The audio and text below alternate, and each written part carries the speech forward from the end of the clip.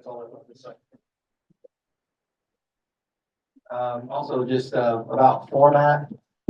So we're going to ask, I'm going to ask 6 questions of the sheriff, and I'd like to ask them in succession. And so please just hold any questions that you have till the end, where we'll have more of a town hall question and answer. The 6 questions we'll get through relatively quickly, but it'll kind of set the stage, at least for where we are, and give you a reference point. And then you can ask any questions. When you ask a question, please state your name and your lot number so that we can just have that properly recorded. We'll get going here in about 1 minute.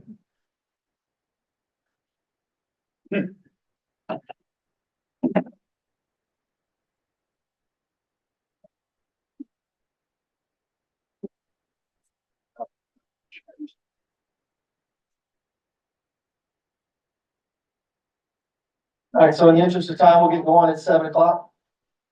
My name is Matt Houston, president of the Hidden Valley Board of Directors, and I'm here to welcome Sheriff McHenry, Dearborn County Sheriff. Thanks, sir.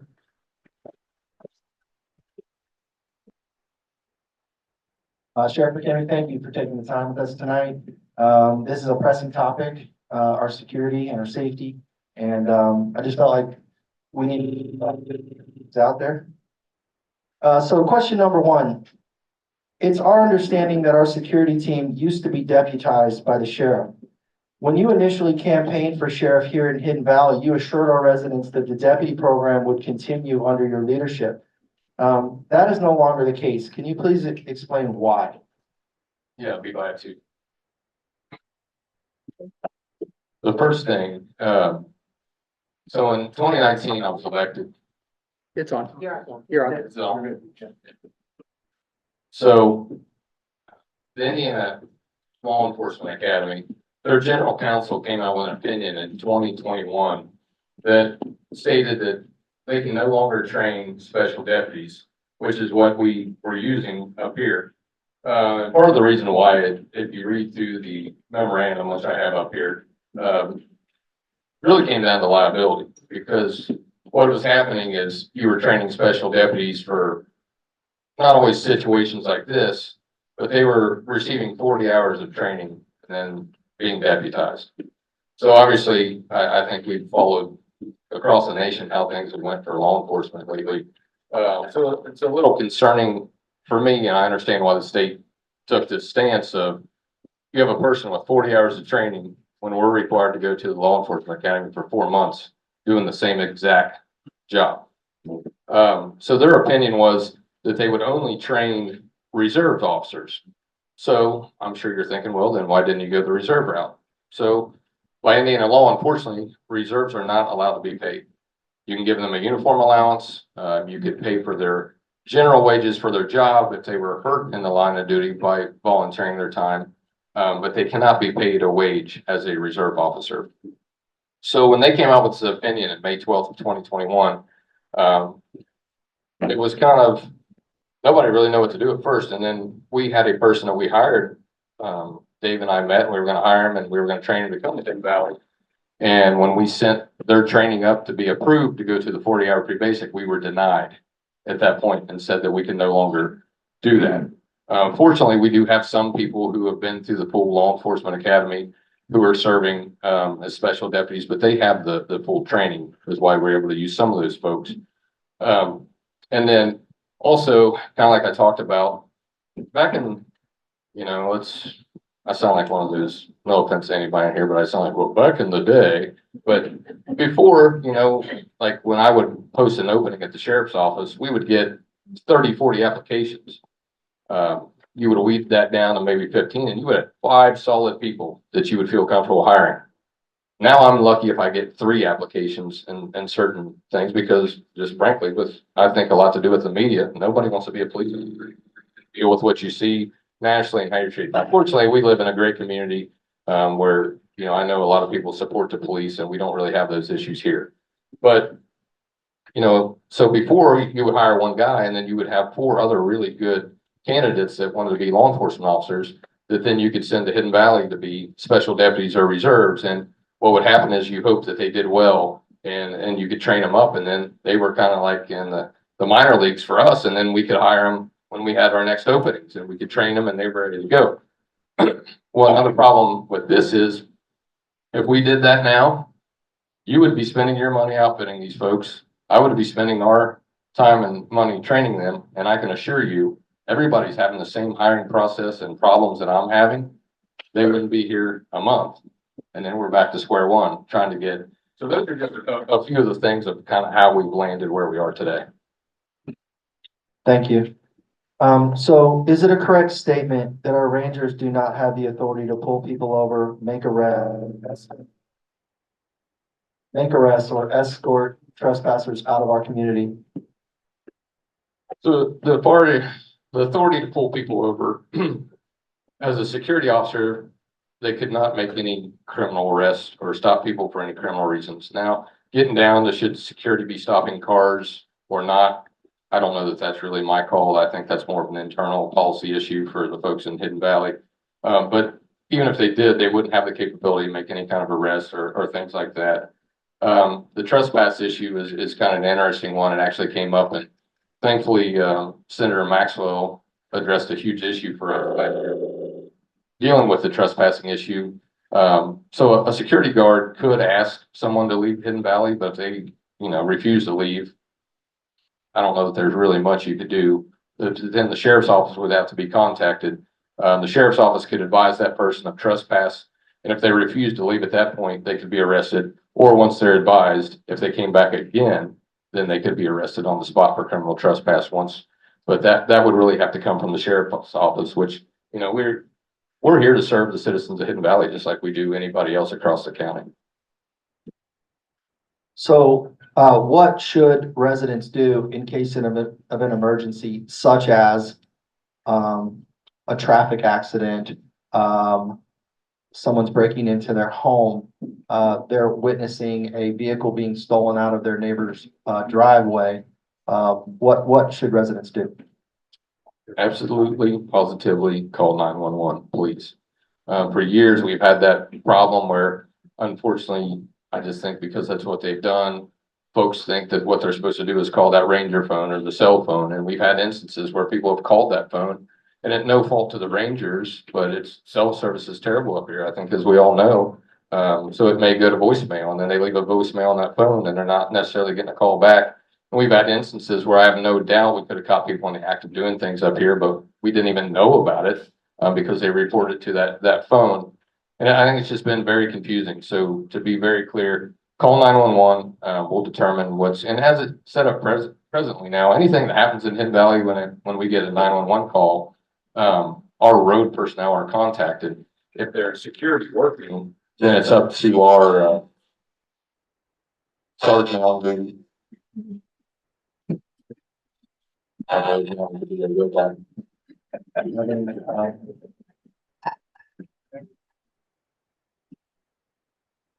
Sorry, Rich, I'm hard on it. Much better sound out of that as well. Yeah.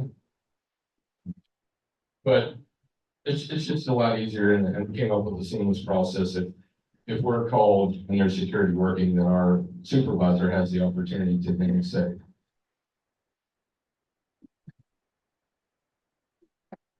bad. So, but that gives us the opportunity to kind of control, for liability wise, what security machine should be going to and what our deputies should be going.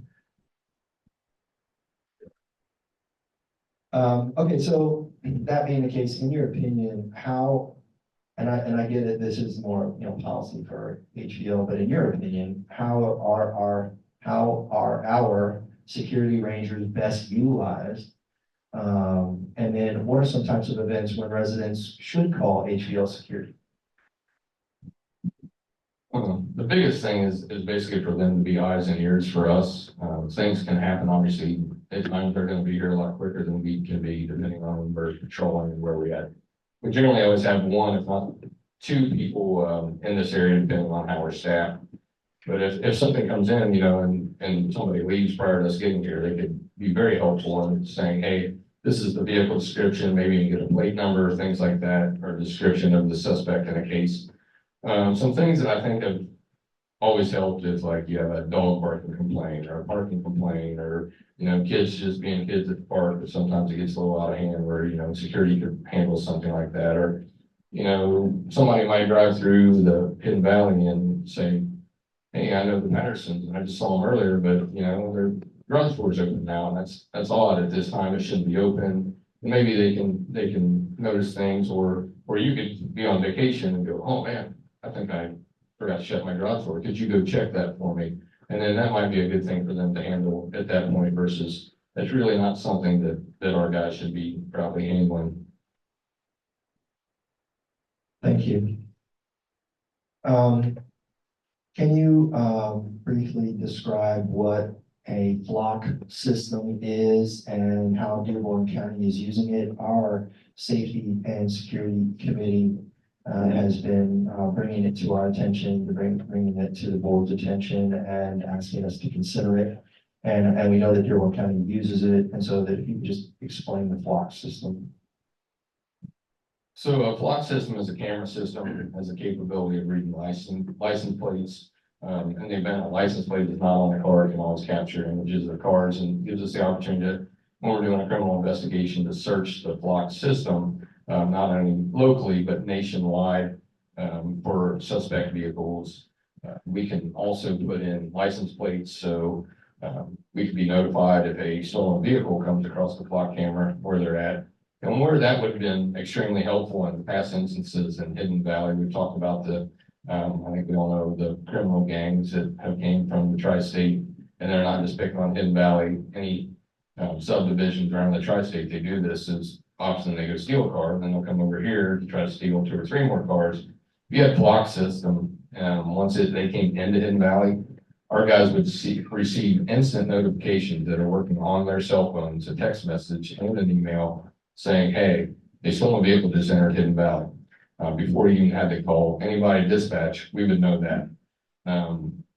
We've had very good success using those to unfortunately sometimes you solve things after the fact and you're reactive to things, but the flock's been very helpful with those kind of things. A few robberies, burglaries and things like that have happened that we've been able to use. They're not, I know whenever you talk about flock and cameras, or people instantly go, big brother, you know, I assure you, one, we don't have time to sit back and just go, oh, I wonder who's going in Hidden Valley today, or who's going in this neighborhood. And another thing we do, and I see Detective Plazon sitting back there, and he runs the flock system for me. We audit that frequently, and we have a policy. If we find some, you know, I'll be honest with you, when the flock salesman came and said that, you know, said we have a few police departments where, you know, police officer Smith is looked and ran his ex-girlfriend's license plate to see her, and guess what? If we find out that happens, they'll lose access to the flock system, one, and they'll be, you know, disciplined within, and depending on what they do, you know, it could be all the way up to termination. So we have a strong policy with that. We understand and respect everyone's privacy, and this is, I would like to urge you that if we ever got this done, this is clearly for criminal investigations only. What about Amber Alert and Silver Alert? Thank you. That's a great point. And unfortunately, we've had some residents in Dearborn County that we've had to issue those before. And it also gives us nationwide access to cameras where we've been able to track people from our community. You know, seems for whatever reason when we have the silver alerts, a lot of times people like to go down to 75 and head toward Florida for whatever reason. Maybe they're smarter than I am. I don't know, but we've been very fortunate to be able to track those folks, and then when we see where we're going, then we can alert the authorities down there and get out ahead of it, and we've been able to locate a few folks that way. But it's just an absolute great tool. I know a friend of mine is the sheriff in a donut county around Marion County, Indiana, has everywhere you can go from Marion County into his county. He has a camera, and he calls it his border, for lack of a better term, because he wants to know. And you know, there's a lot more crime in Marion County than there is in his county. And when those folks come in, we can put felony warrants on there and stolen vehicles. So it gives them a heads up often when they have people in their community that shouldn't be there. So just to be clear, we would specifically not be looking for expired license plates, expired driver's license, or expired drivers, suspended driver's licenses, things like that. Yeah, the focus of that would be mainly on, like I said, stolen vehicles, felony warrants, things like that, that pose, risk to our citizens. In your opinion, would the Fox system be a good fit for Hidden Valley, and would it increase police presence here? Well, there's a few things. Flock would definitely help with that, like I said, because in those instances of stolen vehicles, if we know somebody's in here, that gives us the opportunity to head here while they're in the community before they commit another crime. But we can work with like Greendale and Lawrenceburg, and if we can set up a perimeter quickly and shut down exits, then that gives us the opportunity to keep those people in the community and keep crimes from happening. One thing we used to do all the time, and it kind of changed because with technology, the guys have computers in the cars and they can do the reports in the cars, but we used to use the front entrance as back in the day when I was a young deputy, not so much anymore, but we would sit down there and, you could eat dinner, meet up with the other guys, use the bathroom. And sometimes, it's nice to be able to do reports in your car, but you don't want to be in your car for 12 hours. So it's nice to get out and stretch your legs. So using that front entrance as a substation again, and we have 2 guys in the academy, and once they get back from the academy, we'll be back to staff very, very well. And I think that'll give us the opportunity to have an extra person, like a floater, so to speak, that we could have to come and do additional patrols in and out of Hidden Valley. Thank you. I'm going to use that microphone for this thing. That concludes the questions. I do want to clarify on the Flock system. We have looked into it. We had our attorney talk to the county's attorney to work out an agreement between us, and no action has been taken. This is just all, looking into the system. But we could reach an agreement with Dearborn County where they would provide the cameras. They would install the cameras using grant money. And then Hidden Valley would be responsible for the ongoing camera licenses, which if we had a camera at both the entrance and the exit, so looking, towards Hidden Valley and looking away from Hidden Valley at the 4 entrances would be a cost of about $20,000 a year. Given the budget cuts that we have made recently, it's really not all that much money. But anyway, I just kind of wanted to frame what the Flock system would cost.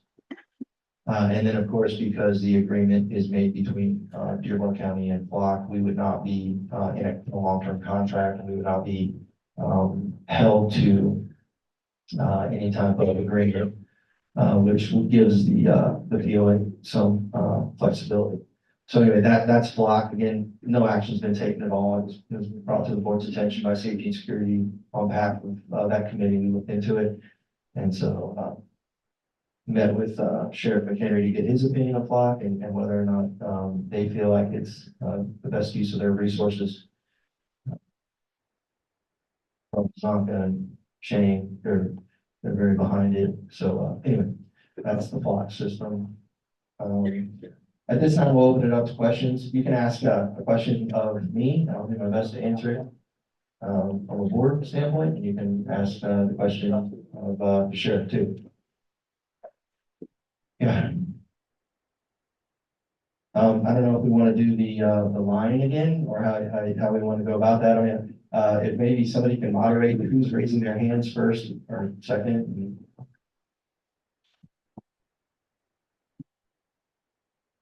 Bill says, lot 581. I've got a concern. I'm retired now and I spent a lot of time back and forth from the pool to the beach and the boat ramp. I've seemed to notice a lot of speeders, people running stop signs, and I don't mean just slowing down pretty good. I mean, they're going right through them. A lot of that's been going on, and I have not seen any type of signaling device on a car turned on, and unless it was a county car. It might be in the valley when that happens. Is there anything we might be able to get some help on for that? I mean, you can't send a security person out to pull a car over, number one, because there's a lot of stuff going on anymore. You know, you're walking up to a car and you don't know what's going to happen. Oh, you having trouble hearing me? Right here. Put this down, you'll hear me good. But I'm just a little leery of stuff that goes on.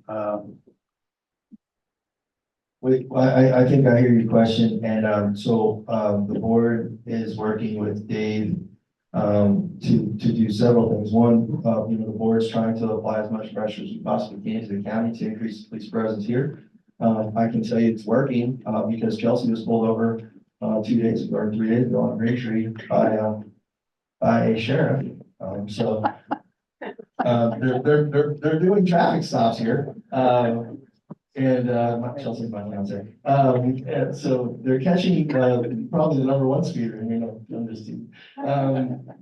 But we hear you, we're working with Dave, we're trying to come up with other ideas. So, we don't think that increased stop signs is the idea necessarily, but additional speed tables could be of benefit to help slow traffic down, and also additional speed indicators to just let people know that you're going at incredibly inappropriate speed, which we see all the time.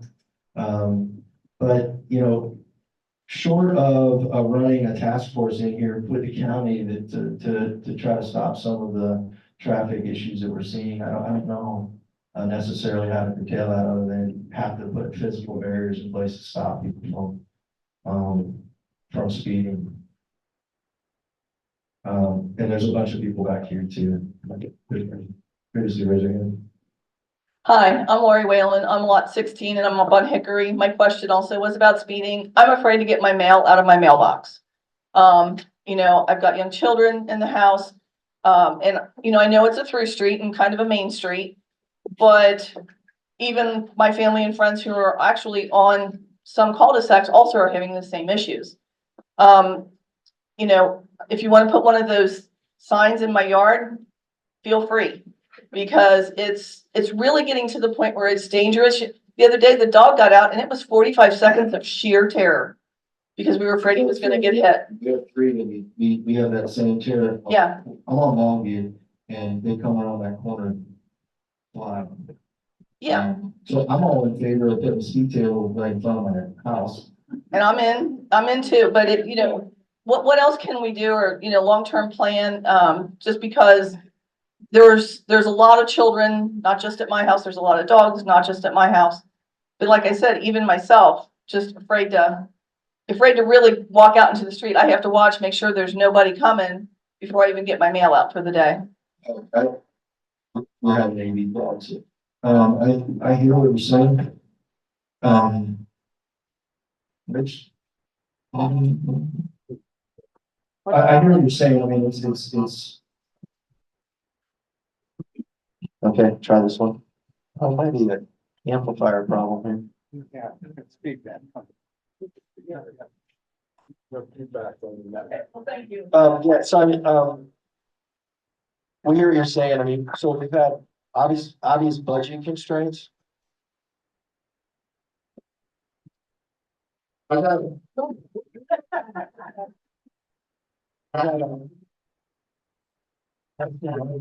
loud.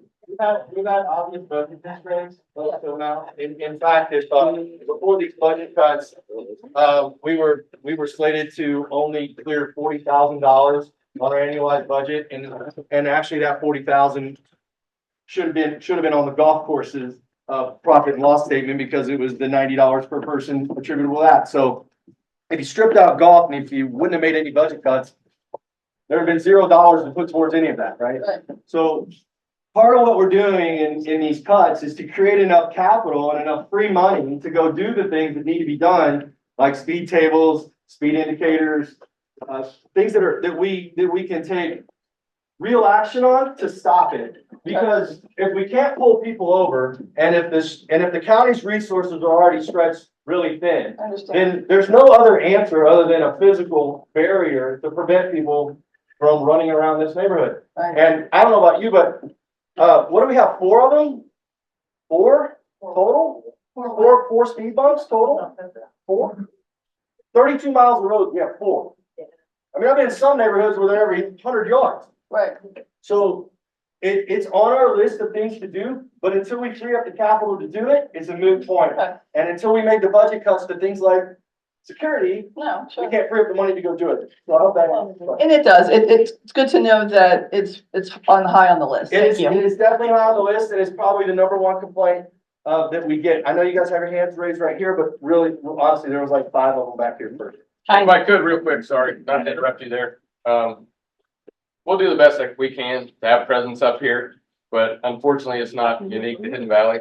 Right. Subdivisions, especially once the kids go back in school, you know, we get inundated with, and it's just unfortunately, I don't know if it's because social media, so people have more opportunity to bring awareness to it now, or people just drive like crap anymore. And maybe a little bit of both, but it seems to be a problem that's growing everywhere like that. Thank you. Hi, I just have 2 questions, okay? First of all, I'm Teresa Figueroa, lot 697, right across the street from the pool. I can attest to Mr. Tess. In the morning, when the poor kids go in there for swim lessons, a couple of mornings, I was getting ready to throw rocks at the cars that was gonna go by, to tell you the truth. Because they were flying so fast, and we've got these little kids trying to go to swim lessons. First, I did not know that, I did not hear the first part of this, so one question, are our security officers, are they armed?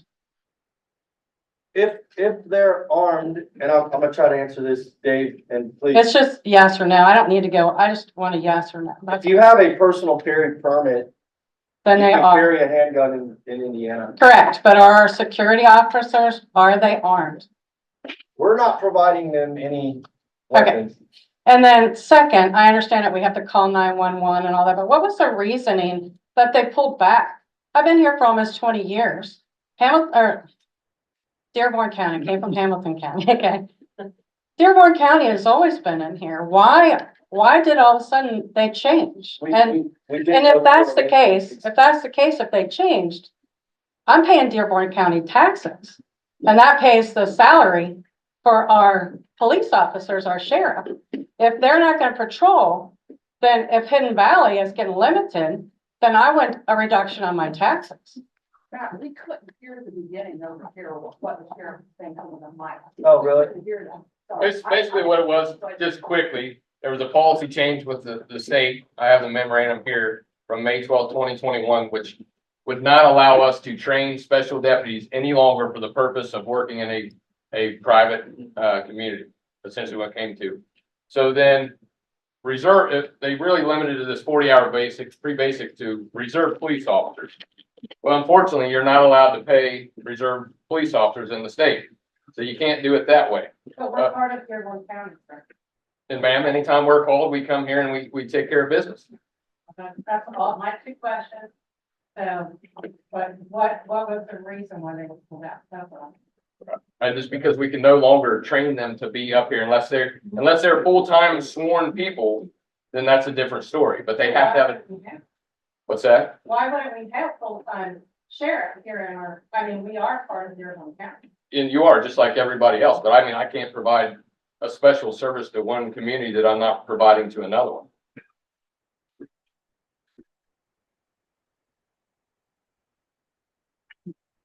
I don't know my lot number, 1781 Karen Shaw. So I had to hear that first because I have several questions, and one of them was kind of like what she was saying. And I've moved here 3 years ago and have asked that question before about if to pay county taxes. We don't have fire here. We gotta wait on Bright or whoever. And we do have sheriff, but only, I mean, do you regularly patrol? Do your guys regularly patrol Hidden Valley? So we have areas that we work. So the north units are responsible for coming in and out of here. I mean, unfortunately, you're not going to see them if they're on one side. You're not seeing them. And like I said, I'm not going to make excuses. We have 2 people in the community. Things are there for a while. We went and we didn't hire it was hard to get a job here. Now with the way things are going and people are leaving law enforcement, we've had quite a turnover. I don't have the statistics, but I would say probably I would guess 75% of my deputies probably have 10 years of experience or less now. Just the way that the climate is, and nobody wanted to be a law enforcement officer. But when I get those folks out of the academy, that's gonna actually, I made some changes within the department, so that's gonna put us +1 of where we are staffing wise for the road. So that should allow for more frequent patrols within Hidden Valley. Okay, so you also mentioned, that when your officers, like if we call 911, if they patrol the area, our area, what does that area cover? In other words, what's the response time? What could the response time be? It just depends where they are, and honestly, it is a blessing that we're this close to Greendale, and we work very well with, well, I mean, there's sometimes our guys will go to Lawrenceburg and help Lawrenceburg or Greendale, and Lawrenceburg will even come and assist. I mean, we had a standoff. I remember, I really lose track of time anymore, a year or two ago. And we had people from Aurora here. So we live in a community that are very good about helping one another. So depending on the level of the call, you may have 4 different law enforcement agencies in Hidden Valley. But I mean, I can't really answer that, because if our guy's in Bright, and maybe a response from Bright, but if we have a bad incident up in, say, West Harrison, we may have 2 guys. But generally, Greendale is very good about listening to that. And if they hear it's a delayed response, or my guy may say, hey, we're delayed response from West Harrison, can you send a Greendale officer until we get there? So they help each other among agents? Yes, ma'am. Okay, so our current park rangers that I see going around, and I don't know, maybe this is a math question, I don't know. Kind of goes back to what she said. What are they? Do they have guns? Are they cops? What are they? The rangers that we currently have. The rangers that we currently have, are security officers. And they may be police officers, either in another life or in another job. And so they may be picking up additional work with us.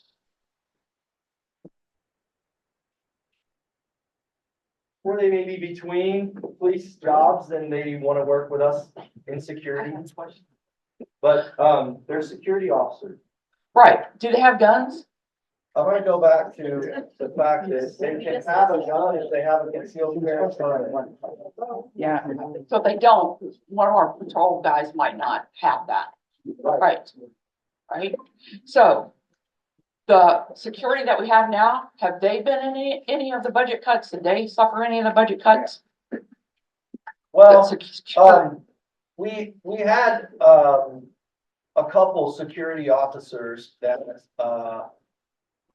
left here to go take positions somewhere else, and we didn't backfill those positions. But I'm not going to promise you that additional cuts aren't coming if they need to be made. So reduction in services, maybe, in the safety and security, is that what you're saying? Yeah. Possibly? Depends on the services. We take a look at the scope of work and what they do day in and day out, and we are absolutely trying to reduce that scope. Yes. Okay. Because I'm all for budget cuts and doing things wisely. I work for several Some of the governments. things you may not consider a service. I consider that a service, a very important one. Maybe not other people don't, but What? since You we know consider what? the patrol guys, since we know So what service though? they provide safety and security to us. She just said it. There are eyes and ears. Yeah. So, I don't know. So Maybe we have no one else no did. reduction in that. From 2 to 6 a.m., we won't have patrol. Other than that, it's the same patrol as we've had. So there's an officer that's still driving around this community from 6 a.m. until 2 a.m. looking at and looking out for the people that live here and making sure that the bathrooms are unlocked and making sure that if you need assistance removing a dead animal from your driveway, Right. you know, like as I've had before, security's helped me do that. Yeah. And just one for the sheriff. How about any retirees that were former cops that might want to come do this? Do they ever show an interest, or has anyone ever? Well, I'm gonna, Because I I'll know, jump in there again. It's fine. A retired police officer is still gonna be a security officer here. but they have a whole lot more experience of Well, then we possibility. can take that up with our community manager of how he vets who he hires to be a security officer, but that really has nothing to do with this. Okay, if you say so, Matt, we'll take your word. But that's that's down to an interview process with our community manager for who we select to be a security guard. I don't want to answer that. Yeah, good. And let me be clear, I'm not opposed to that. One thing I didn't really talk about, obviously, I thought it was a very fair question to ask of me and point out that when I ran for sheriff, I said I was going to continue that agreement. Unfortunately, I can't continue that agreement, but it's much easier for us if we have more people up here, because like you said, we can be stretched thin at times, and if we have people up here to take care of issues, then we're not stretched so thin of running, and we can serve everybody better. So, and Dave and I have put our heads together, we've talked about it, we've looked, there for a while, we had a few deputies, but we couldn't get enough of the staff, so then we had a sort of a few security guards, a few deputies. But then we had a guy who was a deputy that said, why would I be a deputy, carry a gun and wear all this stuff when I can go make the same money and be a security guard? So then we ran into that kind of problem. So it's been a tough thing to try to, but like I said, I know there's been some misconception, and I don't have time to respond to Facebook stuff all the time, and then it doesn't do anybody other good other than make you want to take the keyboard and just beat yourself in the head with it. But people have said a lot of false things about like that I don't want to do anything in Hidden Valley, and the sheriff's office will no longer come in Hidden Valley. If you have a criminal matter, we will come and serve you just like we do anybody else in Dearborn. I want to make that blatantly clear. Thank you, that's pretty good. Thank you, ma'am. Go. Kathy Patterson, lot 1533. We've lived here for 30 years in August. I think a lot of people know that I walk 6 to 7 miles a day, every day. And so I see the security. They pass me all the time. That's one thing I can tell you, they're out there, and I see them every single day, more than once a day when I'm walking. The other thing that I am concerned about is relative to the speeding. We're talking about cars, okay? But from my experience, less than 2 weeks ago, I'm concerned about the children that are driving the golf carts and driving the speeding vehicles. And I walk against the traffic. And I had a teenager coming at me between the back Lakeview gate on Alpine, between the back Lakeview gate and Zurich. And he came straight at me, looked at me in the eye, and came straight at me. And I had to jump off the road because he wouldn't go around. So I have a real concern about that.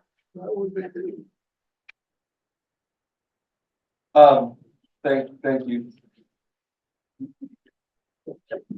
Dave Patterson, 1533.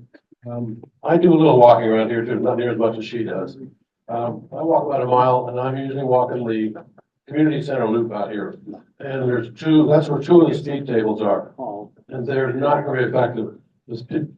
Drivers will slow down as they approach the speed table. As soon as their rear wheels are off the speed table, the accelerator's down. And then back to the normal speed until they get to the second speed table. They'll slow down just for about 50 feet, and then they're back where they were. So they're slowing down traffic for about 50 or 75 feet in 2 instances. I don't see them being that effective.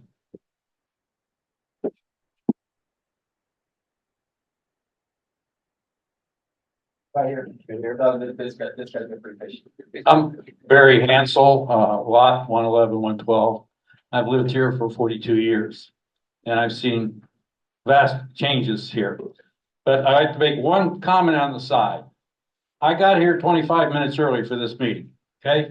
Most of the people around here got here fairly early. So we heard all the presentations, but for the last 20 minutes, these people have had to repeat themselves for all the questions that they'd already answered.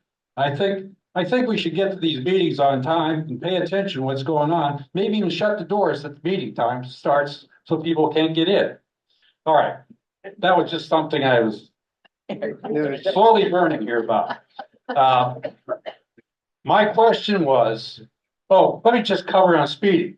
Last week, I live on Longview, I came up to, Lakeview stop sign. I see this guy on a motorcycle, young, not a young kid, an older guy, had gray hair and a racer. He had a number on the motorcycle. He kept flying through the intersection, never stopped at the stop sign. And then he probably wasn't from here, I don't know, but he turned around and started going back. Well, I'd already pulled out. All of a sudden, he comes flying around me on a yellow line, passes me, hits the first speed bump, uses it as a jump. Okay, he jumps up in the air and then he comes down, he's on one wheel and then he hits the second speed bump, does the same thing. And then he flew out of here. Okay, so that's the kind of stuff that we've had to put up with here. But my question about security, what's the problem if having a partially gated community where we would have the gates open all day during the week and just have them closed at night and on weekends? That way, all the people that come here to work, your contractors and all that, they wouldn't have to hassle, but, punching in a number on the gate. I'm not saying have a man gate, but maybe, numbers. That was my question. I think we need to use this orange one. This is the go-to one. Thank you for the comments. We understand the speeding's an issue. We'll, based on what we've heard here tonight, we'll definitely elevate that on our things to discuss with the community manager and potential ways to curtail that. As it relates to gates, I believe we used to be a gated community. We can and have considered it again. We wouldn't rule it out, but there is a significant cost to that. And then there's also a significant reinvestment. So, I think that's something that we consider when we're in a little bit better fiscal situation, but I'm not opposed to it. I've lived in a gated community before. It's pretty nice. Keeps people out. The flock system is kind of a happy medium there where we feel like there's a bit of a border because at least we know who's coming in and out of our community if they're a bad actor. And so that's a potential Band-Aid. Anybody else? Yeah. I hear Milwaukee, there's a lot of 20. Can't hear you. I think it's probably on. You just have to hold it right to you. All right, Gary Womaski, 2088. Yeah, we are. We're not closer. Can we use the orange one? If I need it.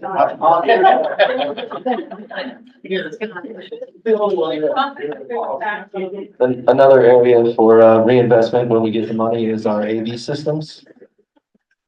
That's what Rich supports that. Thank you. Sheriff, can you tell us exact number of deputies you have on patrol at any given shift? Yes, sir. So when we're fully staffed, we generally have 4 deputies working the county plus a supervisor. Now, obviously during the daytime, sometimes if, my patrol commander or chief deputy are working, or even myself, because sometimes I get really sick of sitting behind a desk. So it's nice to get out. So, but fully staffed, generally we have 5 guys on the road.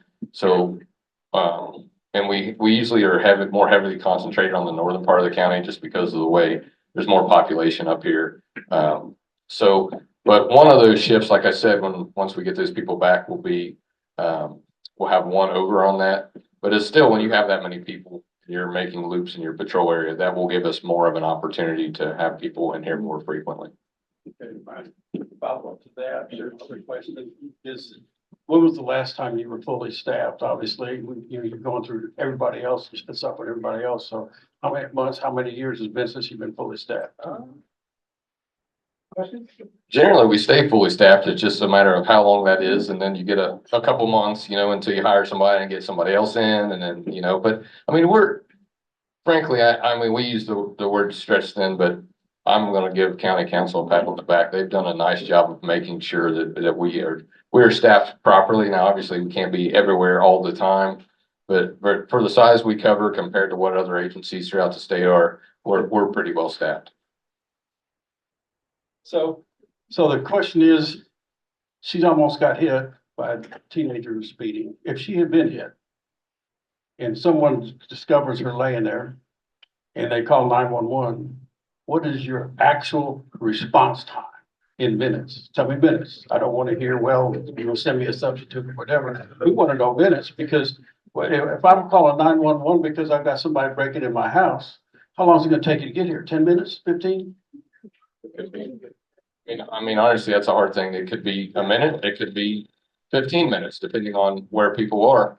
But I mean, it's not unique to Hidden Valley. It's the same anywhere else. If I got a guy sitting at the front gate here and something happens in Bright, then it's gonna take us a while to get up there. So it's, you know, but that's why we have areas and districts. So we don't have 4 guys down in the south and then trying to run all the way to St. Leon to take a call. And that's why we keep people spread out so the response time is as quick as we can get there.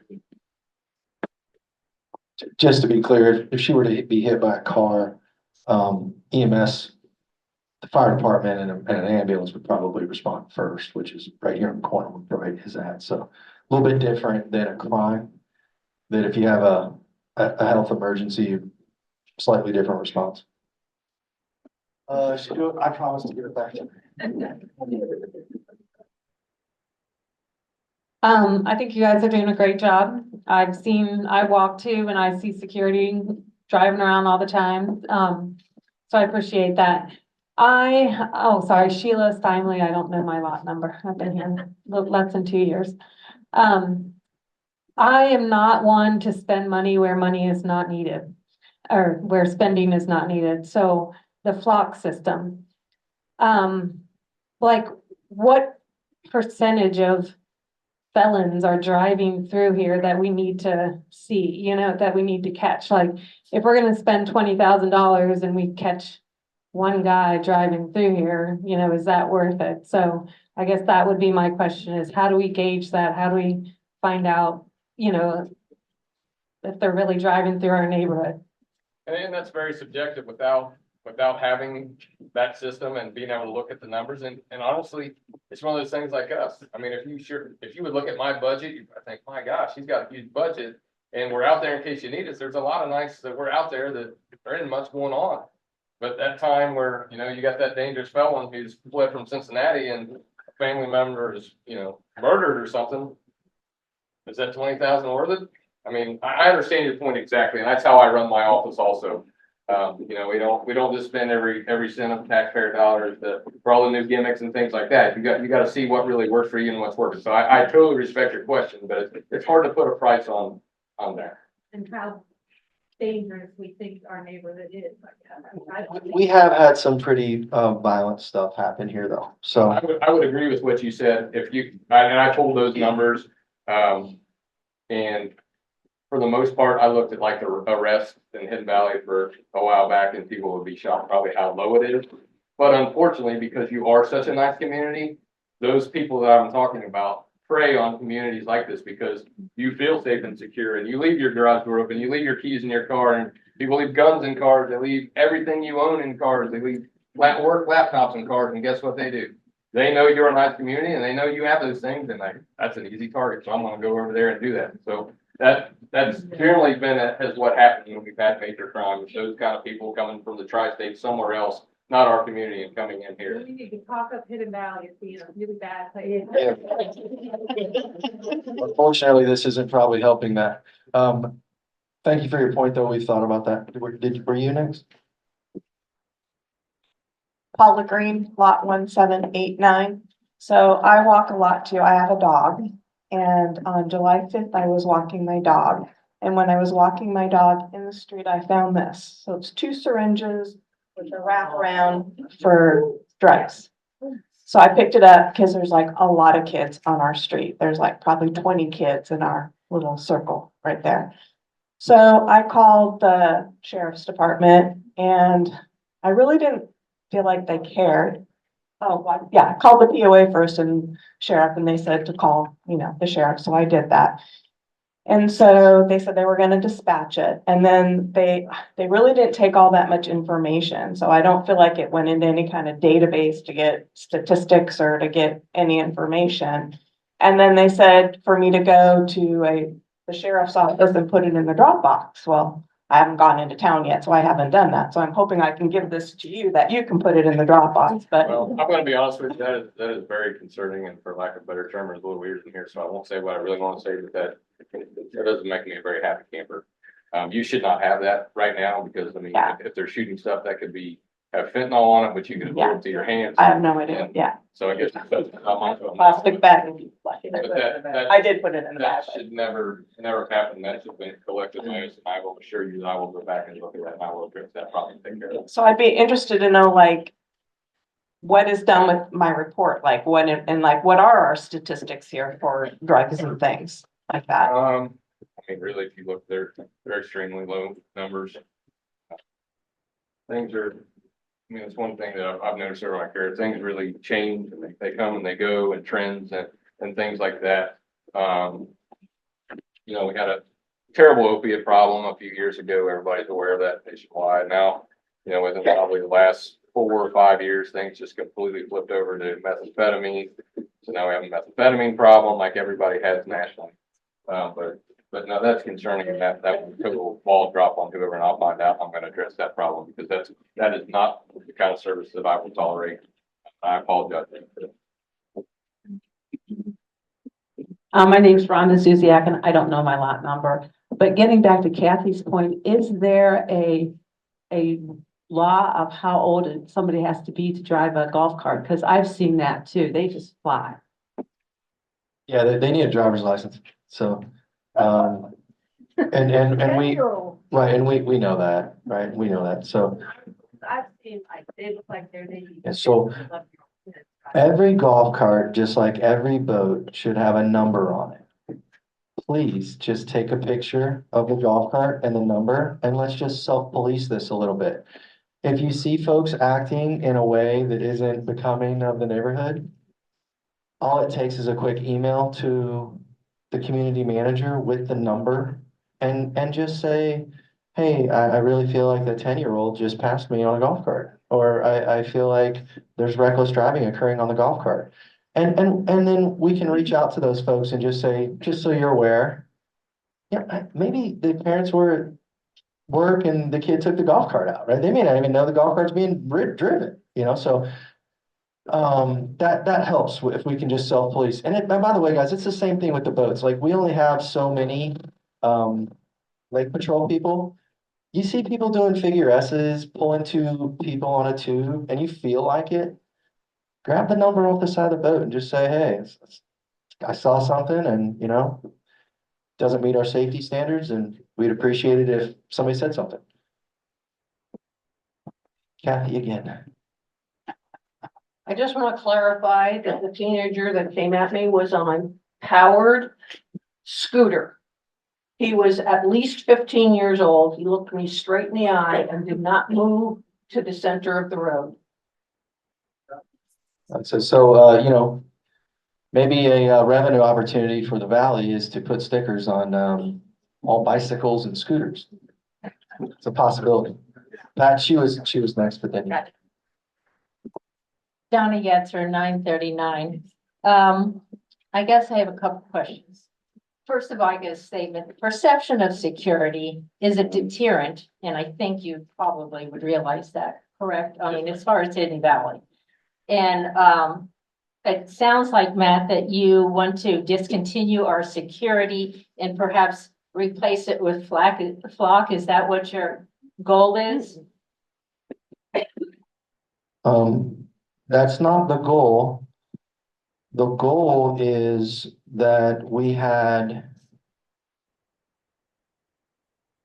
10 different GL accounts that were becoming incredibly bloated to the point that the valley was losing money and having to conduct emergency assessments to rate.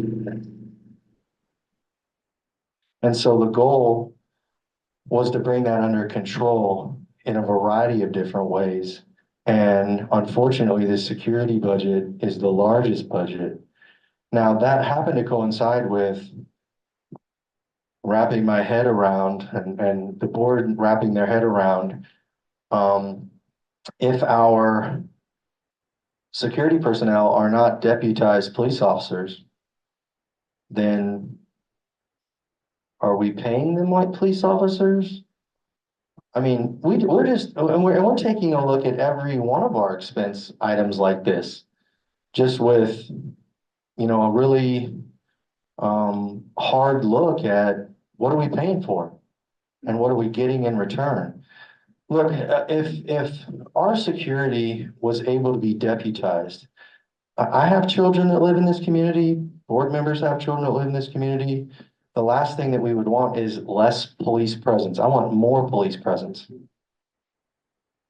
But I also don't want a sense of false security. And I want the community to know what we have and what we don't have. And so we right-size the budget to match that, if that makes sense. So security is being reduced. The number of security personnel on the payroll is being reduced. Correct. Okay, and again, I'm not here to spend money that we don't have either. And obviously, our crime rate compared to, per capita in Dearborn County is certainly way below Hamilton County. Correct? Yes. What is our per capita crime rate? It's really hard to say. I don't have a numbers to quote, but I would agree wholeheartedly that we do pretty well over here. Especially, I've actually testified in front of the state legislature when they try to reduce our criminal laws, which they did a few years ago, and said, that's a horrible idea because, it keeps people at bay. Like we literally have drug dealers that will not step foot in Indiana because they said, I can deal that in Ohio and I'll be out tomorrow. I come over to Indiana, I'm going to prison for 10 to 20 years. And they were talking about reducing that. And I'm like, no, like that, we're a border county. We want them over there. We don't want that violent crime that you read about or you see every day on the news. Another shooting in Cincinnati, another shooting. We don't want that here. Okay, I absolutely agree. And I'm not sure that Flock or our security currently is ever going to deal with speeding. I just can't see other than putting. Yeah, Flock is definitely not a speeding issue. Yeah, and nor is our security at this point. So it's tables or not tables. But again, I think Hidden Valley always had the idea, even if our security are not officers, the perception of security in a community is definitely a deterrent. And if we reduce or get rid of security for our flock, and at this point, I think even if we don't reduce security and we get flock, we're adding an expense. We're definitely not getting rid of security. And I'm also not proposing flock. I'm just letting you know what the Safety and Security Committee has brought to the board to consider. Security is here to stay. But I cannot reiterate enough that this community right now is broke. And I mean it, like. I know it, and I think everybody in this community, or at least this meeting, understands that too. So we did not point the finger at security and say, let's only reduce here. If you were at the last board meeting, Michelle did a great job of outlining every department and where the cuts were made. And it was significant to every aspect of this business. And that's not taken lightly. Again, I have children here. I have assets here. I would love if we could afford a security officer to sit outside my driveway at all times. I would love that. But we have this illusion that we have unlimited funds and we do not. And until we take it serious, it's like telling you have too much credit card debt, but yet you still keep going out to dinner. Or like myself, I've gained 30 pounds here in the last couple of years. I'm gonna have to cut out some food. Like it's gonna get rough for a little while. But once we turn the corner, we can make better decisions. But we're burnt out there right now, so the cuts have to happen. So today's meeting isn't to perhaps look at flock, is that what is the goal? I thought it was that. Just simply introducing the idea as a part. Just simply introducing the idea as a part of the meeting. Okay, well, again, there are I think according to our incident report, we have probably about 50 items that our security at this time does, and I know you want to reduce that, but things like house checks would never happen again unless the deputies not- aren't gonna do that. Yeah, it's not that they would never happen. That's absolutely not true, man. That you will have a house. I have an app, the sheriff app, and if you go to that, if you're leaving on vacation, you can submit a request to me that goes to us, that I send to my guys, that we will come do a physical check of your house multiple times while you're on vacation. Just because you're in here doesn't mean that we won't do that. Okay, I mean, we get it daily now, I mean, usually it's like 3,000 security, I mean, house checks just on. No, I mean, I'm not gonna say it'd be as good as your Yeah. crap, but don't think because we're not in here all the time that we would not provide that service. And don't think that Hidden Valley Security would ignore that request either. You know, if we go from 5 full-time officers down to 3 full-time officers and we cut out some part-time officers, is there going to be as many resources to check on your house? Not necessarily, no, obviously, but it doesn't mean that they're not gonna check on your house. It just means that it's gonna get prioritized. Okay.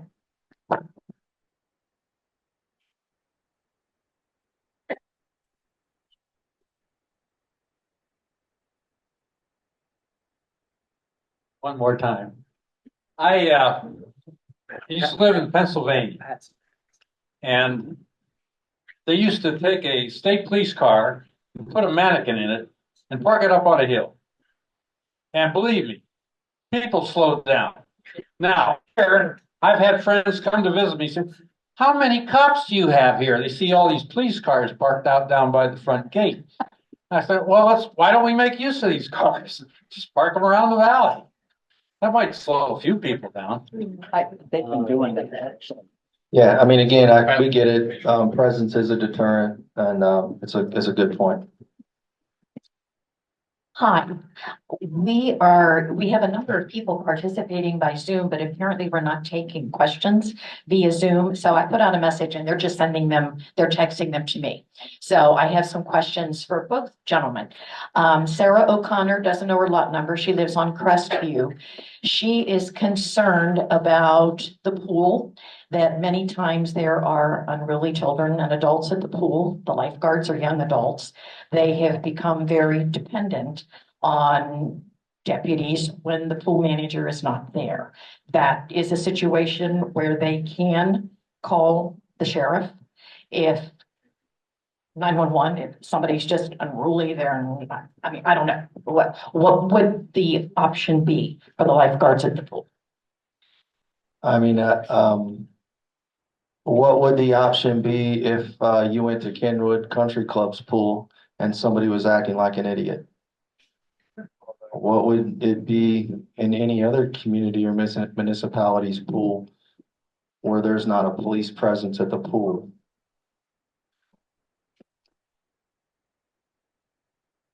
I think this is one of these things where if it's an inconvenience to you, that's different than if a crime is being committed. If it's an inconvenience to you, you can certainly call the security number and request that one of our security officers come up and investigate the inconvenience. If you're seeing assault, or one person's battering another, then you probably need to call 911. Okay, okay, Or if somebody was intoxicated, obviously, that would be more of our. Public intoxication, yeah. Okay. She also wants me to tell you that she thoroughly agrees with you that a gated community would be nice. Then we have Brittany Hoffman, lot 6062. Her question is, if we are spending money to provide ongoing maintenance of the flock system, do our security people have access to that system, or is it only sheriff deputies? It would only be the sheriff's deputies. Okay, I'll let you know if there are more. And why that is, it's kind of like we talk about with the audit process. I don't know that you want to be given essentially private citizens access to be looking into things that then there's no checks and balances with that. At Paul 130, I had a question. I don't know about flock, but I wondered about cameras in general, security cameras. If we could host security cameras, perhaps on a mobile basis, where if we're seeing vandalism at bathrooms, for instance, if we could have cameras that we could put in that area. or if we're having traffic issues somewhere, to have some sort of camera monitoring that and be able to track specific issues? The answer is that's certainly possible, again, this just goes back to budget. I think that makes a ton of sense, when we have the capital to do that. So if we're able to put the savings that we're trying to achieve this year into a reserve fund for capital expenditures, then that, you know, increased cameras in the community would be a really good use of those funds. I didn't know if there was even I don't know how cameras work, and if you can have one that's mobile and be able to set it in different places. You can do mobile cameras, yes, absolutely. And then there's plenty of apps that support that our security team could have access to look at footage. Yeah, okay, thank you. This occurred to me, I don't know if I've publicly said this, but I probably owe an apology to our security team for not publicly saying it, that, you know, you have my support personally, 100%. I mean, this is just one of these unfortunate things when a community or any business gets into a situation where they're in trouble financially. Like, this is not personal. Again, if I had my way and if we had the funds, I would love even more security folks, even if they couldn't be police officers. It's just an unfortunate casualty of where we are. And I really wish that there were other departments with larger budgets where we could cut more out of those departments. It's just a kind of a tough situation where we have to right size the ship, and then I think we can turn our attention back to that. But I have not publicly thanked you for what you do for us, and I was remiss in that, so thank you. And from the board, thank you. And I'm sorry you guys have been having to deal with this, you know, as a department and as a group of guys. It probably feels like you're not getting a lot of love, and that's just not the case, and it's unfortunate, but it is the reality of where we're at.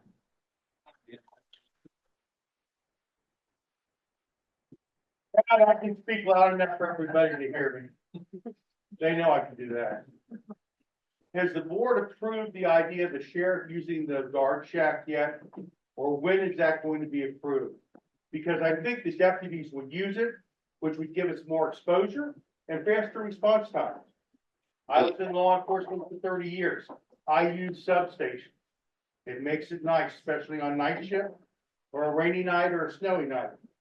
We have not, the board has not formally voted on that or anything else. I think we really want to involve Dave and the security team in that discussion. I know we brought it up. Go ahead, Dave. They already have that.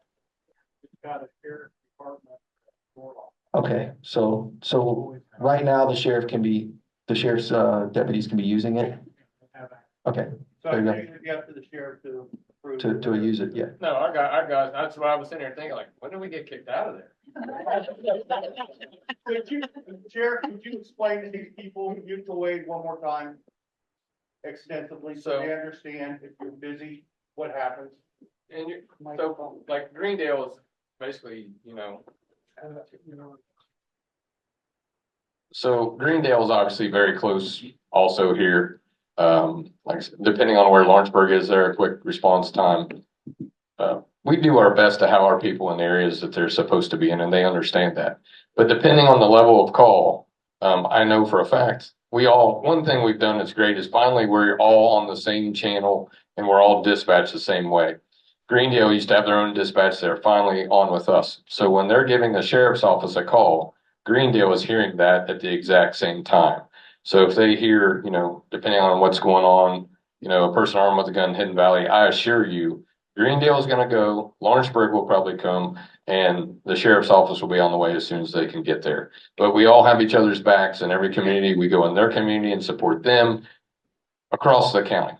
So that is never not, I would love to tell you that we would be here in 2 minutes every time, but it's not possible all the time.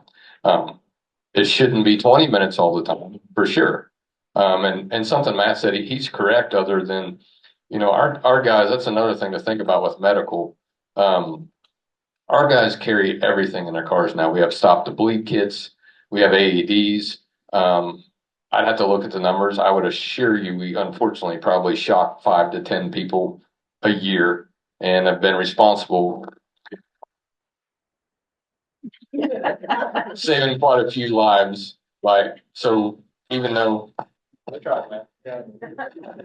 I can be loud. So that is part of what we do too. Yes, we're law enforcement, but unfortunately, if somebody in here has a heart attack and we're relying on EMS from somewhere else, you may see us prior to seeing EMT with an AED ready to provide aid to you. Yes, and I thank you for that. You saved his life by doing that. Thank you. Where's the orange one? I haven't. I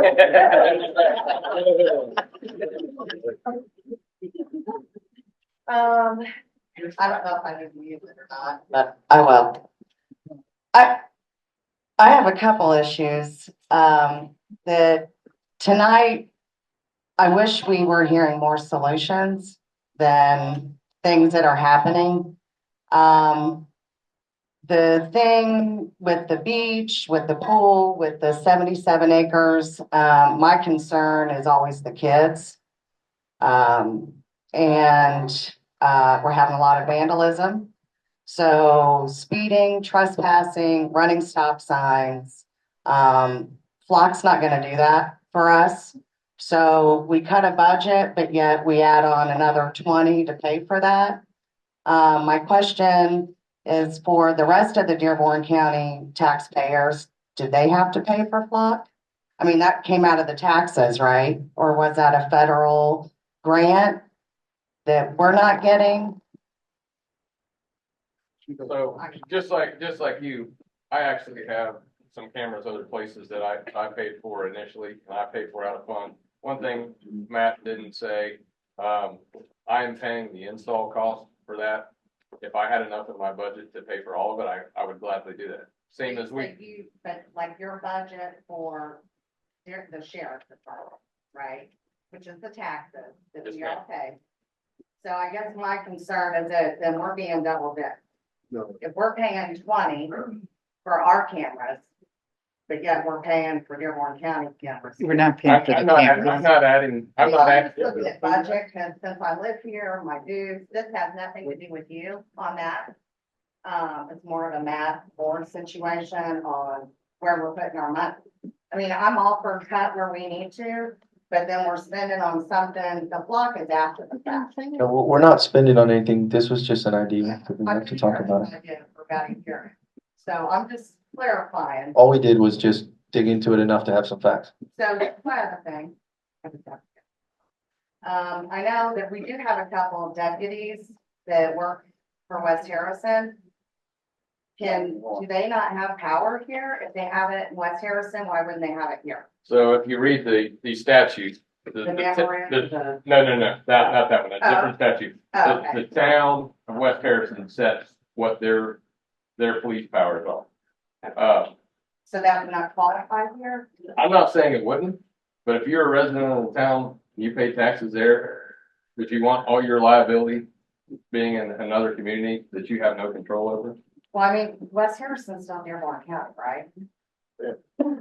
We're all the same county. That would be our county taxes, right? That's not a county system. That's not, okay.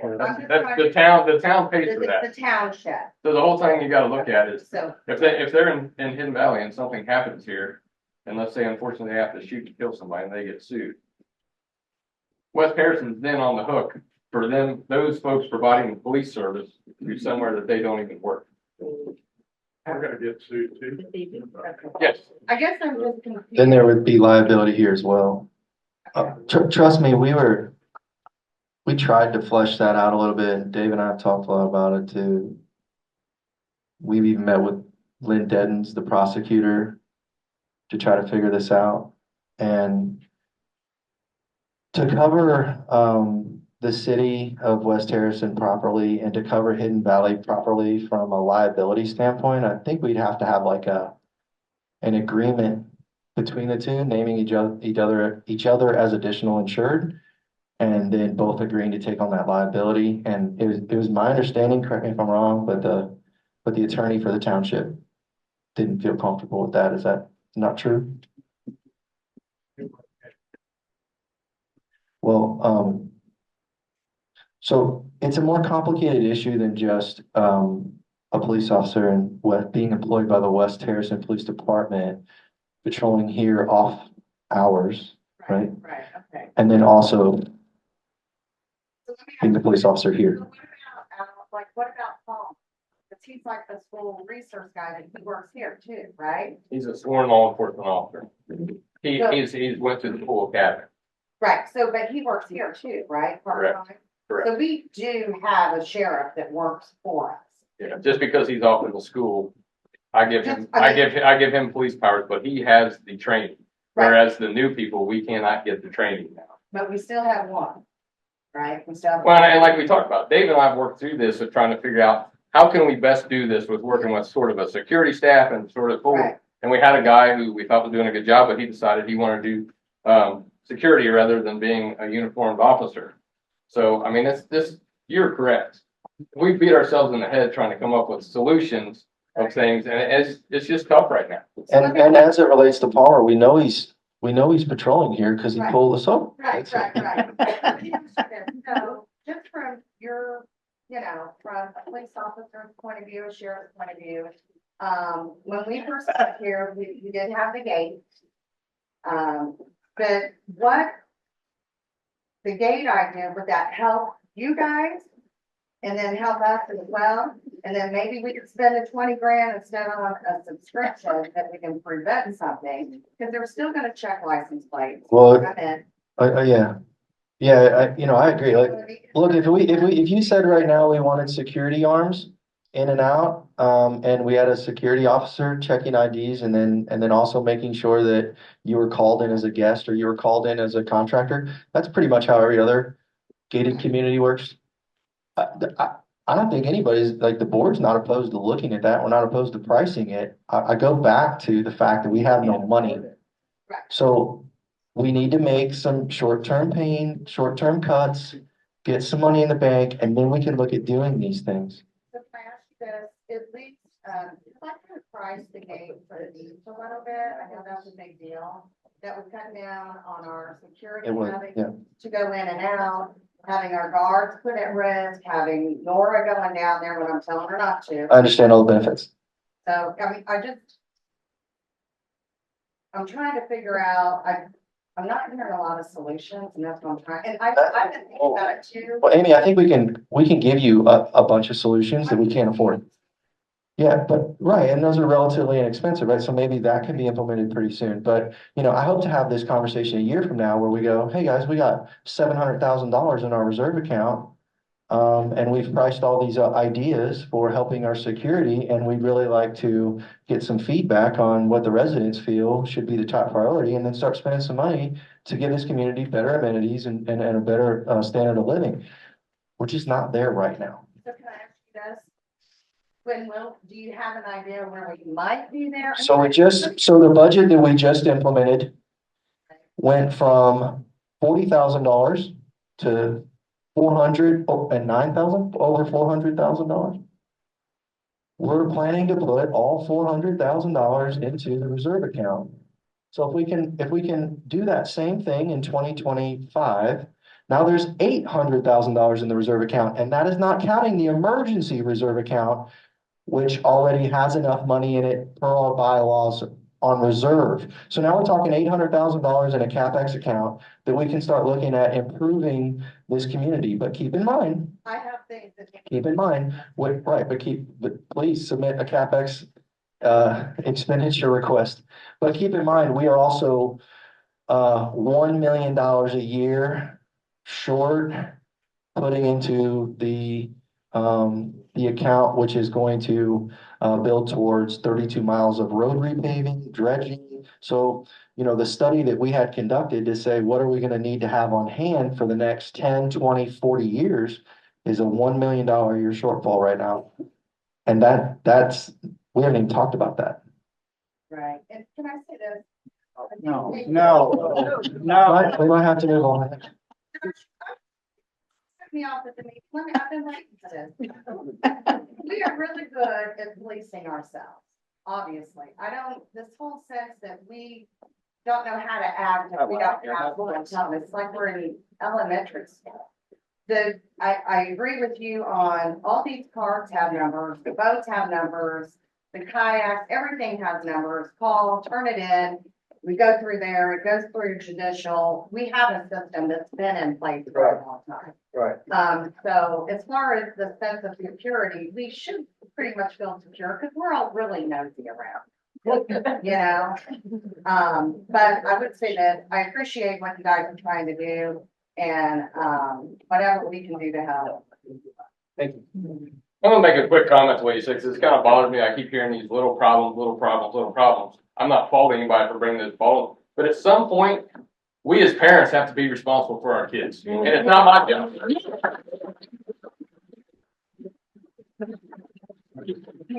All the time, where, you know, I see it. The neighbors need to watch each other too. Julie? I can talk loud now. I've got a loud mouth. I just have a question for the sheriff.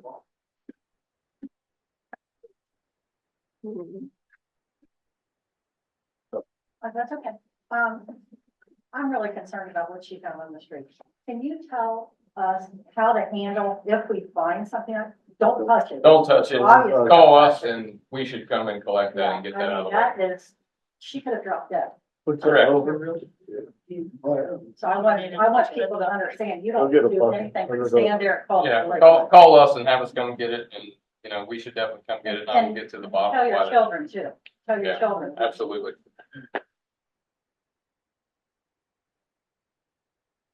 Yeah. I just have one question. One question. And car 26. Anyway, can our security, present security, not write speeding tickets? I know they can't do anybody that doesn't live here, but if you're a resident, and you're caught speeding, it would not go to the county, but it used to be you went to judicial and paid your fine. And if you didn't pay the fine, you didn't get your ID, you didn't use the amenities up there.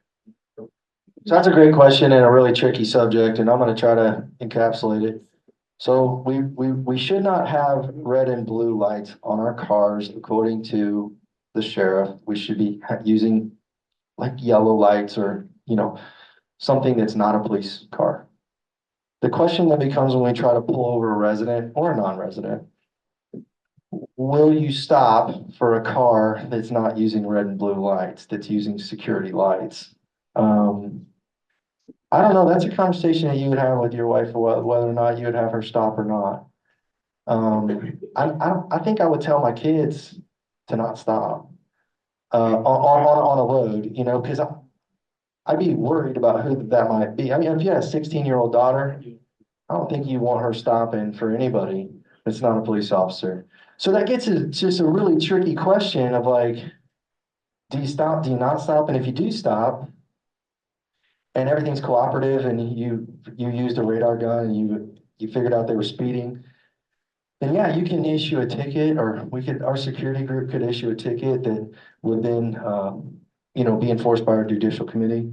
Like, all that's possible, but when you don't have police powers and you're approaching a vehicle, you're opening a can of liability worms that I don't know that we want to get into. I mean, I'd be more in favor of just having a camera system that tracks speeders, and you got sent a ticket based on that. But to put our security team in a no-win situation with having to pull over a vehicle without the use of red and blue lights, and then once they approach that vehicle, what if that person is violent towards them? It's just a really awkward situation that I don't know that we want to get into that.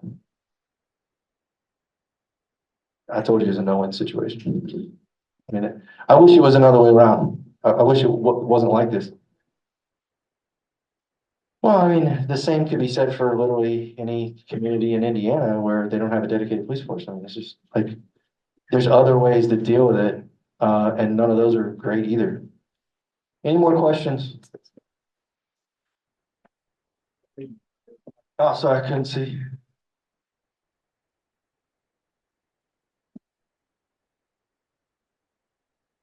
My name is Sandy Mock, and I don't know my lot number. Sheriff, I'd like to ask, when we lived in Hamilton County, we could go on their website and you could see any sex offenders that were moving in your area. I've tried to look on Dearborn County.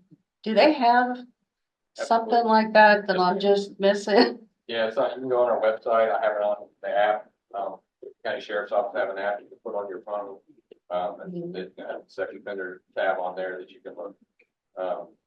Popularly, you can also, most of my friends say, that's what I do every day. I get my coffee and I see who got arrested last night. I love your Yeah, app. right.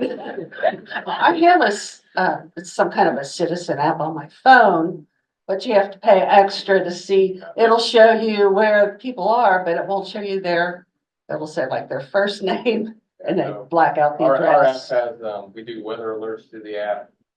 We do any kind of like road closures. If we have a bad crash on State Line Road, we can send out a notification, hey, State Line Road is closed on here, and then Okay. we can reopen. And you can, if you have push notifications turned on, Yeah. you'll get that just like with any kind of other Yep. alerts. Okay, so just It's Dearborn on- County, just. Can you publicize that? That's what I just saw. Is it on iPhone? We have an Android or? Android, It's Android. okay. On those, radar things, guns, yeah, would it work if our, officers or security carry one, if they see somebody speeding? That when they lock in on that person speeding, does that lock in on their license number or the radar gun? Does that, or is that just, I mean, do they have to chase them? Hope they don't lose them, or is there a way like that? Well, I mean, if you had, like our cars have, cameras, body cameras. We have body cameras, and we have the in-car cameras. They could potentially catch that. But I don't know. Well, I think the question she was asking is if one of our security officers sees someone speeding and they have a radar gun in their car, which I think some of the Ranger cars have radar in them. Could they just record a license plate number, try to figure out who's driving the car and cite them that way inside Hidden Valley? That's a, right, that's a potential for POA.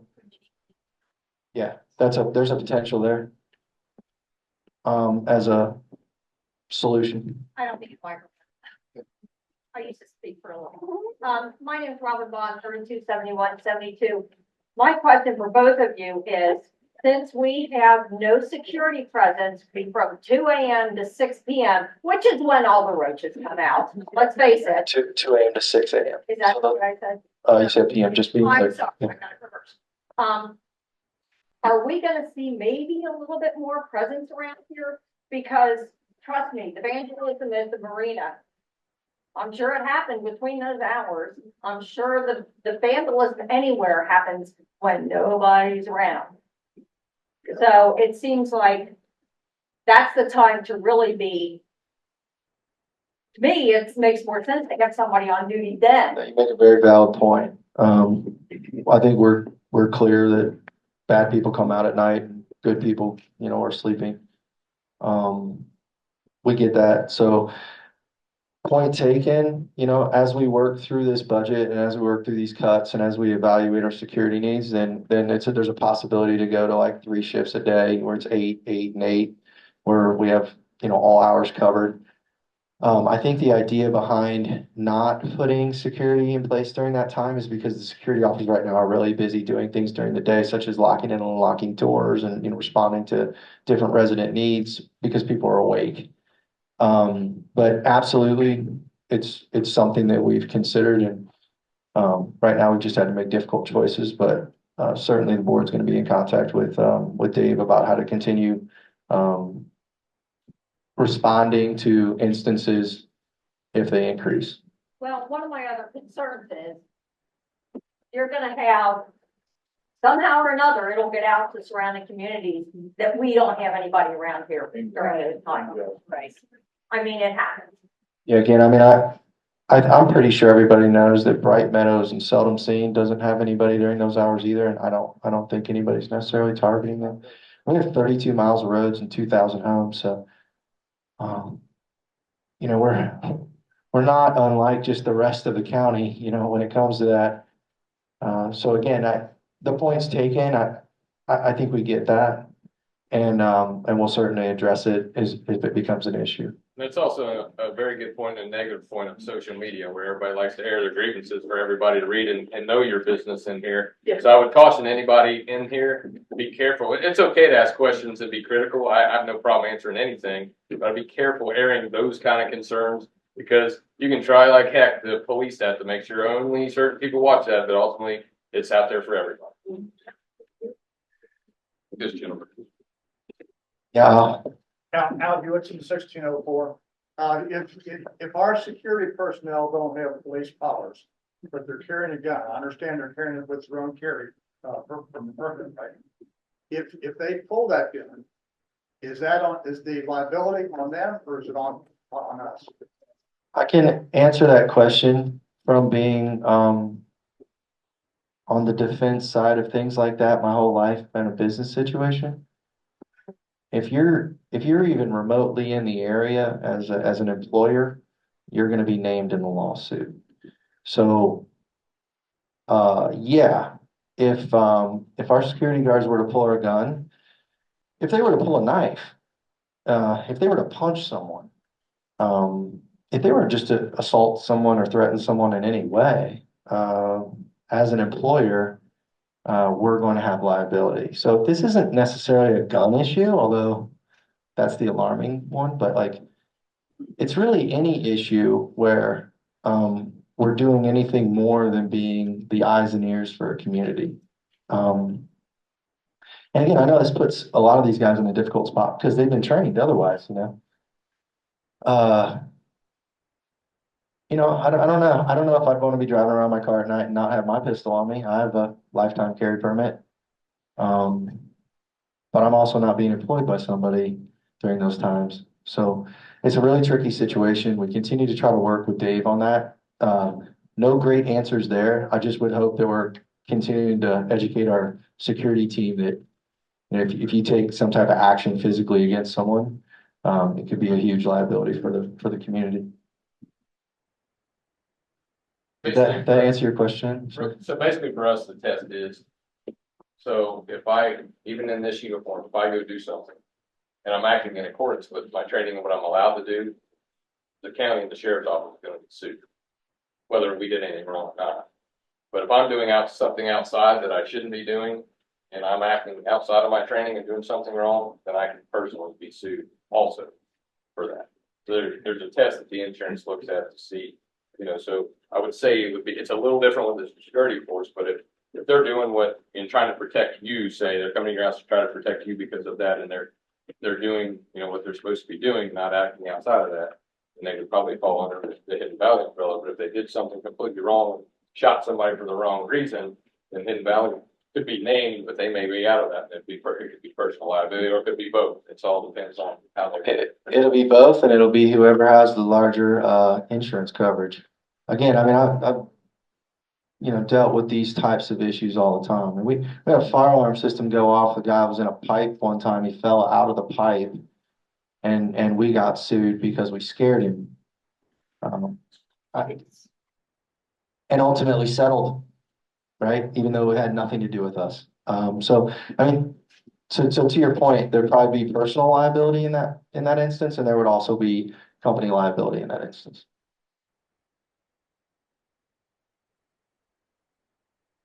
Yeah.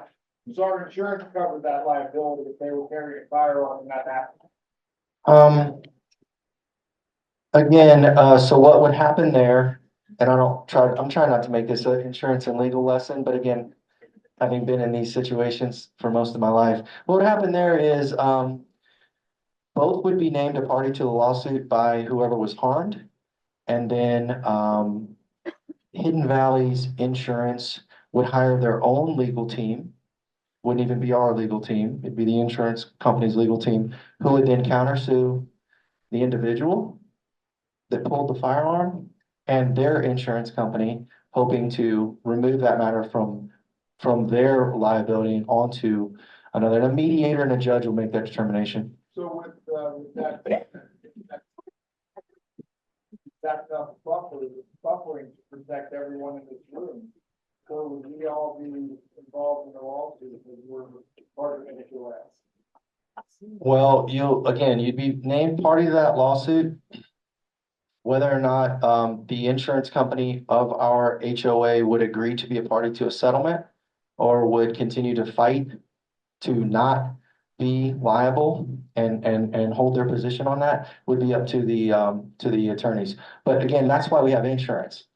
And so, once this community has paid a deductible, which is easily covered by our emergency reserve fund or our reserve fund, then, it's really off of our hands. And so, yes, we have insurance that covers these types of issues. Now, whether our insurance company would agree to settle or not, or continue to fight it would be really their issue. Does that answer your question? It does, but I really don't like the idea that you say it's up to the security individual if they want to carry personal firearms. One makes everyone liable. Point taken. And Dave, you can. The only ones that we allow to carry a firearm are those that are trained police officers. They have to maintain their training throughout their career. So the only ones that we would allow is not just anybody because they have ability to carry a gun. That's not what we said. What's that? That's not what we said. I didn't tell you that they did or didn't. I said that they could. Yeah, and yeah, so we don't condone it. We don't tell them they have to. We don't, I mean, these are individuals that are making their own personal decisions. But to your point, and it probably warrants further discussion and consideration within the board, community manager. Yes, Grant. Yeah, hopefully everybody can hear me. Grant Smiley, 117. I really appreciate everything you're doing on the budget and all that. I get it.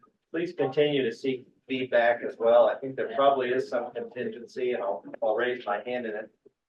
Rather than see no security from 2 a.m. to 6 a.m., I'd rather pay more. We have pretty good amenities here, and I know there's always a balance with everything, but that's also a possible solution to that. And I love that feedback. Thank you, Grant. I think that we're looking at this as almost like an emergency measure for a short period of time in order to raise a buffer of money that we can put into the reserve fund, where then we can have those meaningful conversations about what we add back.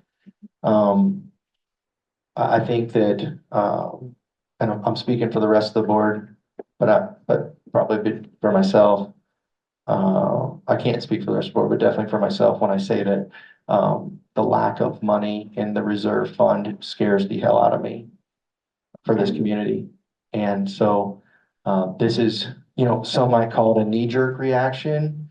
I like to call it like emergency measures, where we cut back and we get some funds put away. And then to my point with the conversation with Amy earlier, but she left, but when we get enough of those funds together, mid-2025 maybe, then we can start having a meaningful conversation about where are we, what have we seen, where's the crime, where are the incidents being reported, when, and how do we properly address that? That answer your question? Yes. I say one more. Thank you. I understand what you're saying and everything. Inflation, I get all that. I understand that you need your review on the board and all that other stuff. But I also, I've been here for a long time as well. We've tested it. I didn't mind. We needed to fill the emergency fund. So I'm one of the weirdos that goes to check out, okay, emergency fund. But did they ever find out what happened? Are we ever going to get like a forensic audit, like people were saying in a meeting a year ago? I'm sorry if it's not the correct way to speak on this, but are we ever going to get that to happen? Because I get that we all have to. Everyone has to have budget cuts. I truly did. I really do understand that. One of the things I don't get is I really don't like it when it comes down to our security. That was one of the big reasons why I didn't do it. And I don't like it. If we don't have it. Okay. We do have security. I get it, but we're also talking about cost.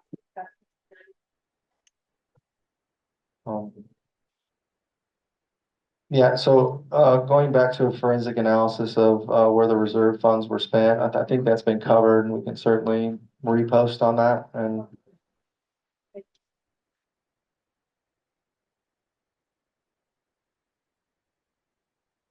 Yes. Michelle, can you take this one? She asked what other areas were cut. Actually, I have it, Michelle. I'll answer. Yeah, uh, I'll quickly speak to this, because it's a decent question. Okay. We cut, $1,255 from the fitness budget, 20,000 from lakes, 126,000 from maintenance, 50,000 or $50 from natural resources, 20,000 from the office, 174,000 from security, and 18,000 from general expenses for a total of $361,000. So security represented a little less than half of that.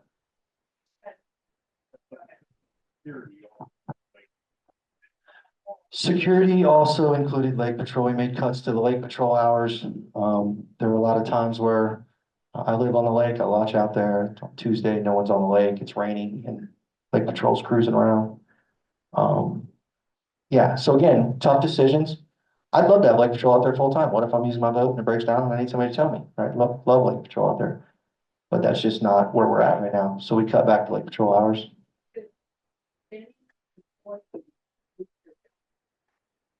Dave, can you, speak to that? Did any employees lose their jobs? We haven't cut anyone yet. We have 2 officers that are leaving. They're planning. And those officers are taking jobs in police departments?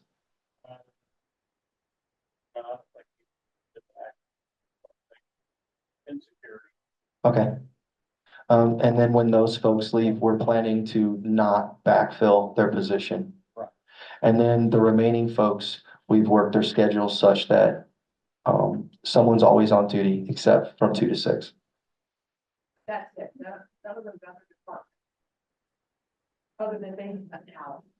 Right, no, the cuts are not coming in the form of like mass layoffs. They're coming in the form of reworking hours, schedules, cutting back services, removing hours where things are either redundant or not being used.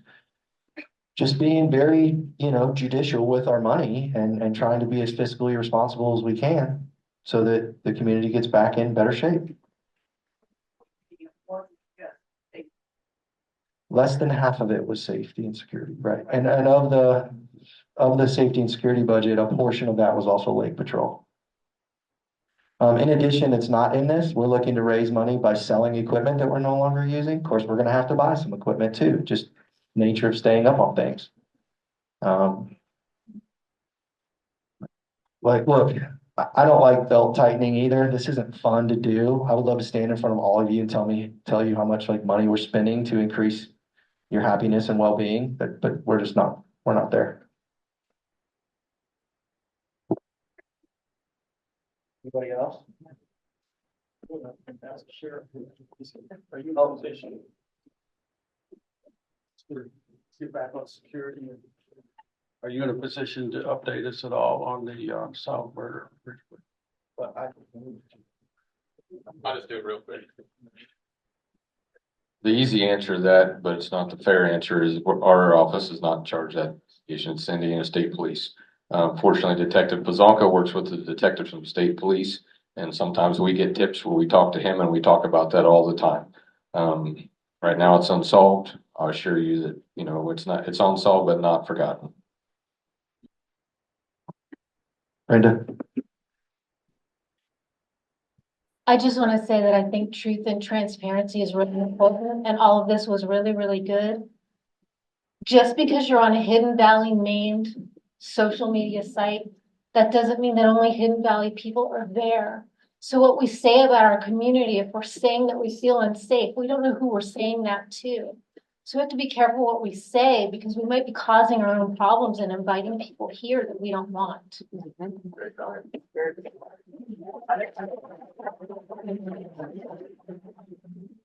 On the heels of the wake issue, social media has become very incendiary. It's a difficult place to navigate right now. So for that reason, the board has not been participating in a lot of what's being said. And so then the problem with that is a lot of what's being said isn't true. And so I also caution you to not believe everything you read. In most cases, it's completely false.